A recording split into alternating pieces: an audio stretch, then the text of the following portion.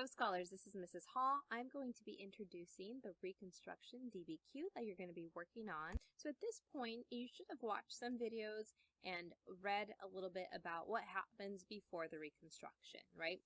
We have a civil war where the North and South are divided amongst many issues, but the South wants to leave the Union. They want to secede and leave from the Union. And the victor, after it's all said and done, is the North, meaning the Union stays united. Here's what you're going to be working on. Your goal is to look at all of the documents and see both sides of the issue, and then make an argument to support what side. You're going to be arguing one side or the other. The prompt is, were African Americans free during Reconstruction? So your task is to answer yes they were or no they were not. So here's the prompt. We're actually going to skip down to the very bottom. So the prompt says, using the documents, choose a side to answer the question, were African Americans free during Reconstruction? And you can choose to either answer yes, they were free, or no, they were not free, but you do have to provide support.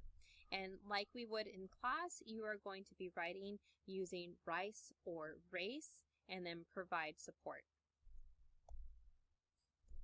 But one thing that's different here is that you're going to be asked to argue both sides of the issue. Once you've analyzed documents and answered the supporting questions, you are then going to go back and find evidence to support that African Americans were indeed free, and you're going to find support for reasons why African Americans were not free during Reconstruction. And then lastly, come to your own decision and using the support that you've found and the evidence that you've found in the various documents. Make sure that you don't just respond to the prompt, but that you also provide evidence from the text itself.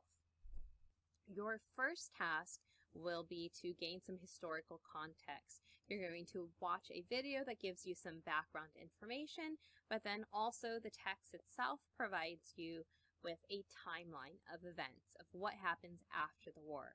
So closely read through that timeline and then in your own words describe what happens between 1865 when the Civil War ends and 1877 when Reconstruction officially ends. Here's how you're going to fill out the document. You are going to click in the box and then just type your response.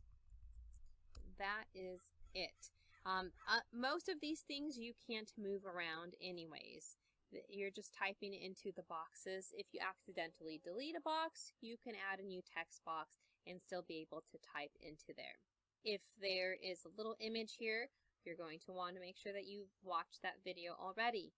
Any videos that aren't up yet by the time that we post this, we're going to be adding them onto the Google Classroom assignment so that you can have access, and hopefully we're answering any questions that you may have along the way. Best luck as you get started.